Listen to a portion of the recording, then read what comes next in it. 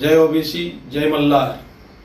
माझ्या ठाणे लोकसभेतील सर्व ओबीसी बांधवांना व धनगर समाज बांधवांना माझी कळकळीची विनंती व आव्हान आहे।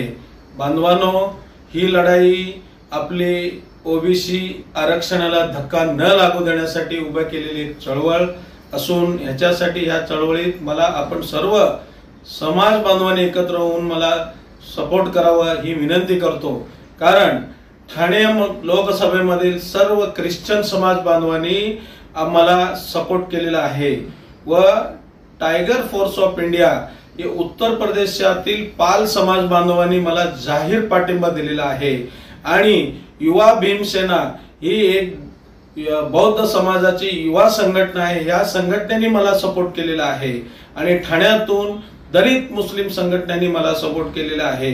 असे अनेक 2-4 संघटना अजून मला सपोर्ट केलेल्या असल्यामुळे आणि ठाणे आणि नवी मुंबईतील आगरी कोळी बांधव सुद्धा मला समर्थन देतात आणि मला बोलतात, पुजारी तुम्ही पुढे चला, आम्ही सर्व तुमच्या बरोबर आहे।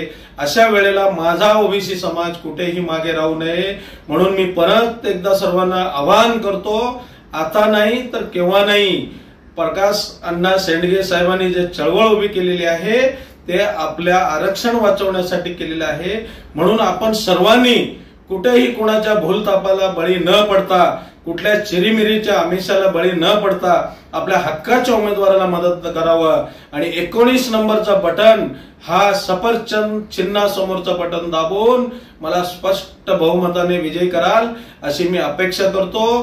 पुनश्च एकदा सर्वांना मी आवाहन करतो, बांधवांनो, ही रात्र वैराची आहे, तुम्ही शांत राहू नका, सगळ्यांनी पेटून उठा आणि सगळ्यांना सांगा उमेदवारांना आम्ही ओबीसी आहोत आणि आमचं मतदान या आमच्या ओबीसी उमेदवारालाच देणार, अन्यथा कुणालाही देणार नाही असं टणकावून सांगावे असे मी आपणा सर्वांना विनंती करतो। आपला हक्काचा उमेदवार, आपला सदैव साथ देणारा आपला सहकारी मल्लिकार्जुन पुजारी।